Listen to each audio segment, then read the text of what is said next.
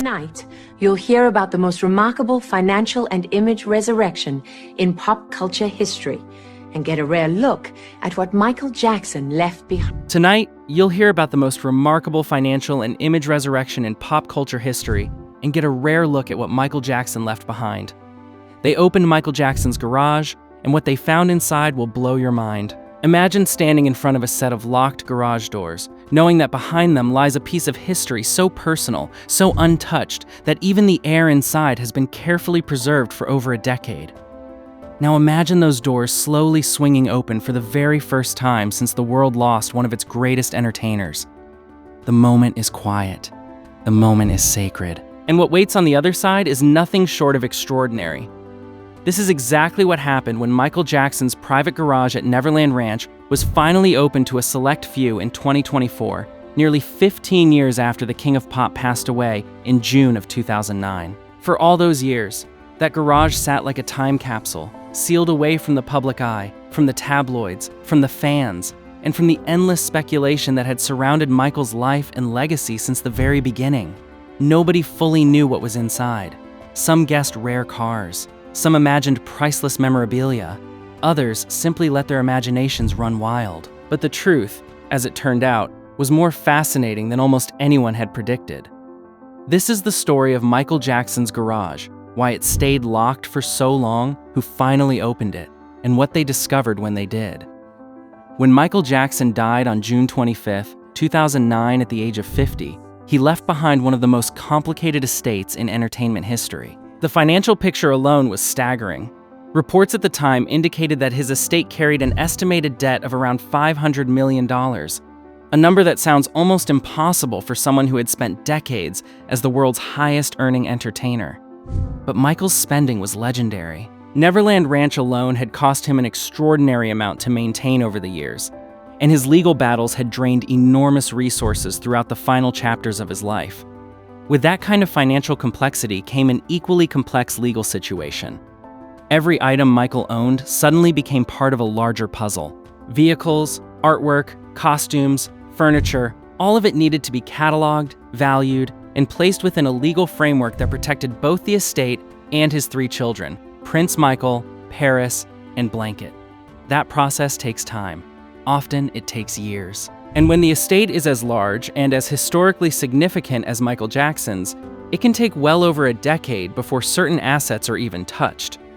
But beyond the legal and financial reasons, there was something else at work. The people entrusted with Michael's legacy understood something important. Some things gained value not by being exposed, but by remaining hidden. The garage had become a source of mystery and fascination precisely because nobody could see inside it. Opening it too quickly or for the wrong reasons risked reducing something precious to a mere transaction. The executives of the estate, most notably entertainment attorney John Brana and music executive John Milan, were playing a longer game. They wanted the reveal to mean something, and so they waited. During those years of waiting, the garage was not simply abandoned. Climate control systems were installed to regulate temperature and humidity. A small team of carefully vetted maintenance staff was permitted occasional entry to ensure nothing deteriorated. The space was treated less like a garage and more like the back room of a museum where priceless objects rest in carefully controlled conditions away from light and air and curious hands. In hindsight, that level of care tells you everything you need to know about how seriously Michael's estate managers took their responsibility. When the garage was finally opened in 2024, there were no television cameras waiting outside. No celebrity journalists were angling for the first photograph. No social media live stream captured the moment in real time. Instead, a small and carefully chosen group of people gathered quietly, their footsteps barely audible against the gravel of the Neverland grounds. Among them were John Brana and John Milan, the estate executives who had carried the weight of Michael's legacy on their shoulders for 15 years. There were automotive historians and preservation specialists, people who possessed the expertise to properly assess what they were about to see. And there was Prince Michael Jackson, the eldest of Michael's three children, reportedly standing with wide eyes and a complex expression, part curiosity, part emotion, part something harder to name. This young man was seeing corners of his father's private world that perhaps even he had never fully encountered before. A small professional film crew documented the event privately, and security personnel stood at the perimeter, ensuring the moment remained exactly what it was intended to be: quiet, respectful, and deeply personal. When the garage doors finally began to move, slowly, deliberately, as though even the estate itself understood the gravity of the moment, everyone present reportedly fell into complete silence. Not the silence of boredom or awkwardness, but the silence of people who are collectively holding their breath. What greeted them inside was something that one estate manager later described as walking into a perfectly preserved memory. The lighting was dim at first, then gradually came to life, illuminating the space in a warm glow that made everything inside look like it had been waiting patiently, expectantly for exactly this moment. Gasps were heard. Quiet murmurs passed between people. A few stunned laughs broke the stillness, and reportedly more than one tear was shed. Everyone present had known Michael in different ways, some as a global icon, others as a friend or family member. But seeing his private collection up close revealed an entirely new layer to his personality, one that no stage performance or interview had ever captured. The first vehicle that truly stopped people in their tracks was a 1999 Rolls-Royce Silver Serif limousine painted in a soft silver blue that seemed to shimmer even under artificial garage lighting. At first glance, it was simply a stunning piece of automotive craftsmanship, the kind of vehicle that commands attention the moment it enters a room, even when it is parked and completely still. But it was what lay inside that transformed this car from a luxury vehicle into something far more remarkable. According to those present at the opening, stepping into the interior of that Rolls-Royce felt less like entering a car and more like walking into a private chapel designed for royalty. Michael had worked with designers to create an interior that drew direct inspiration from the Palace of Versailles, arguably the most opulent royal residence ever constructed in human history. The detailing was extraordinary. 24-karat gold accents traced the edges of surfaces throughout the cabin. Crystal fixtures caught and scattered the light, and every material chosen for the interior spoke of someone who did not simply want luxury, but wanted to live inside a dream. Beneath the hood, the limousine was powered by a 5.44L aluminum V12 engine producing $322 horsepower. When Michael originally purchased this vehicle in 1999, he reportedly paid in excess of $200,000. After his death, many collectors and enthusiasts began to whisper that perhaps the car had transcended ordinary valuation entirely. How do you put a price tag on something that once belonged to Michael Jackson? Many experts concluded that you simply cannot, and that the Rolls-Royce Silver Serif had crossed from the category of automobile into the category of cultural artifact as irreplaceable and historically significant as any museum piece on Earth. Not every vehicle in that garage announced itself with gold and grandeur. The second car to capture people's attention did so in an entirely different way through intimacy and history rather than spectacle and shine. This was a 1985 Mercedes-Benz 500 Seal, and it stood out among the collection, not because of how it looked, but because of what it represented. By all accounts, this was the car Michael Jackson held on to the longest across his entire collection. During a particular period of his life, when he was moving between his family home in Enino and his recording studio in Los Angeles, a round trip of roughly 40 miles, this was the car he chose to drive himself. Not a chauffeur-driven limousine, not a flashy sports car, just this Mercedes humming quietly along the freeway while Michael sat behind the wheel alone with his thoughts. Think about what that means for a moment. Here was a man who could not walk through an airport without triggering a near riot. A man whose hotel room windows had to be blacked out to prevent crowds from gathering on surrounding rooftops. A man who was for much of his adult life one of the most recognizable human beings on the planet. And yet in this car, on those drives, he was simply a man going to work. Those 40 miles of freeway may well have been among the freest moments of his entire day.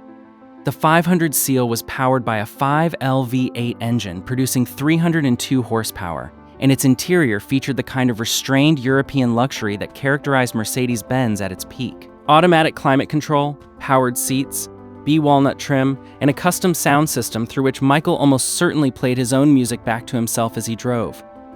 What makes this car's story genuinely touching, however, is what Michael eventually did with it.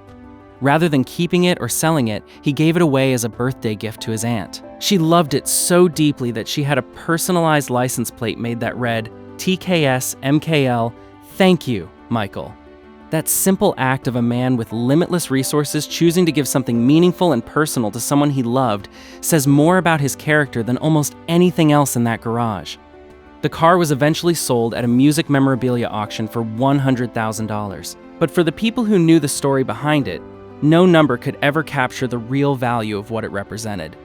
The third vehicle to draw significant attention was perhaps the most unexpected of all, a 1954 Cadillac Fleetwood. Where the Rolls-Royce announced itself with opulence, and the Mercedes whispered of quiet, personal moments, the Cadillac brought with it the weight of cinematic history. This specific automobile had served as a prop vehicle in the 1989 film Driving Miss Daisy, the Oscar-winning drama in which Morgan Freeman delivered one of the most celebrated performances of his legendary career. Morgan Freeman himself had sat behind the wheel of this very car during the production of that film, and his performance helped carry the project to Academy Award glory. That the King of Pop owned a car driven by one of Hollywood's most celebrated actors in one of cinema's most acclaimed films is the kind of detail that feels almost too perfectly strange to be true. And yet, there it was, sitting quietly in Michael's garage. The Cadillac was powered by a 331 cubic in V8 engine producing 230 horsepower, and it carried itself with the kind of stately, unhurried elegance that defined American automotive design in the post-war era. Auction experts placed its potential value anywhere from around $9,000 at the lower end to as much as $275,000 at the upper end, depending on condition, documentation, and provenance. That extraordinary range itself tells a story. When an object carries genuine historical significance, its monetary worth becomes almost impossible to measure because so much of what makes it valuable simply cannot be expressed in numbers. Among the cars and the grandeur and the history, there was one item in the garage that reportedly made even the most serious automotive experts break into a smile. A custom-designed golf cart decorated in a Peter Pan theme, complete with Neverland Valley decals and imagery of Michael himself dressed as the boy who never grew up. It sounds whimsical. It sounds eccentric. But when you understand Michael Jackson's relationship with his own childhood, or rather his painful lack of one, the golf cart becomes something deeply poignant. Michael had been thrust into the professional entertainment world at an extraordinarily young age, touring with his brothers and recording music when most children his age were still figuring out how to ride bicycles. The carefree, playful innocence of childhood was something he watched from a distance, something he never quite got to experience for himself. Neverland Ranch was, in many ways, his attempt to reclaim what had been taken from him.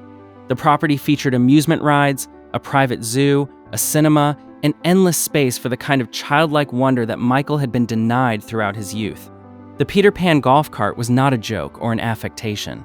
It was a genuine expression of identity, a quiet declaration that within the boundaries of his own estate, Michael could be exactly who he wanted to be without apology or explanation. As the estate curators moved through the garage in those initial hours, cataloging and documenting everything they found, a picture emerged that was more nuanced and more human than the one typically painted by tabloid headlines.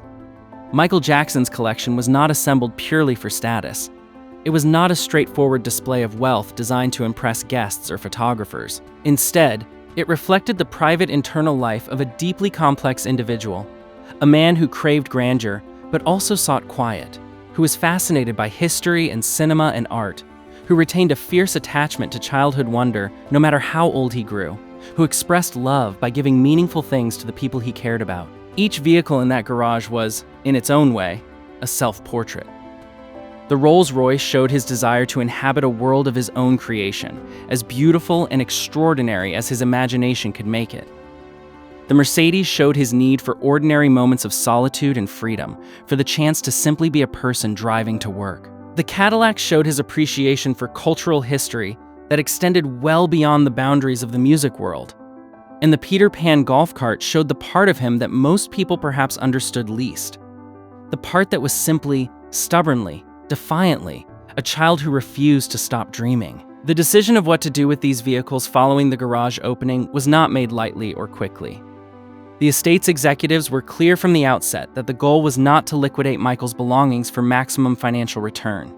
Instead, the priority was preservation, education, and ultimately giving Michael's children the opportunity to decide the fate of their father's possessions when the time felt right for them. Karen Langford, described as a longtime friend of Michael's and the official archivist of the estate, was said to have emphasized that every item in the collection would be preserved with the next generation in mind. Prince Michael, Paris, and Blanket, all of whom were still quite young when their father died, deserved the chance to engage with their father's legacy on their own terms, in their own time, and with full understanding of what everything meant and represented. That approach speaks to something important. In a world where celebrity estates are often dissolved rapidly, their contents scattered across auction houses and private collections, there is something quietly radical about choosing to hold on, to say that the story is not finished yet, and that the objects still carry meaning to living people who loved the man who owned them. What Michael Jackson's garage ultimately reveals is not scandalous, not shocking in the tabloid sense of that word, and not particularly surprising if you were paying close attention to who Michael really was beneath the global fame.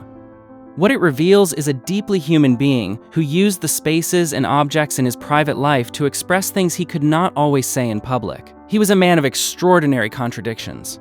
Globally famous, but intensely private. Enormously wealthy, but emotionally searching. Outwardly confident on stage, but inwardly fragile in ways most people never saw.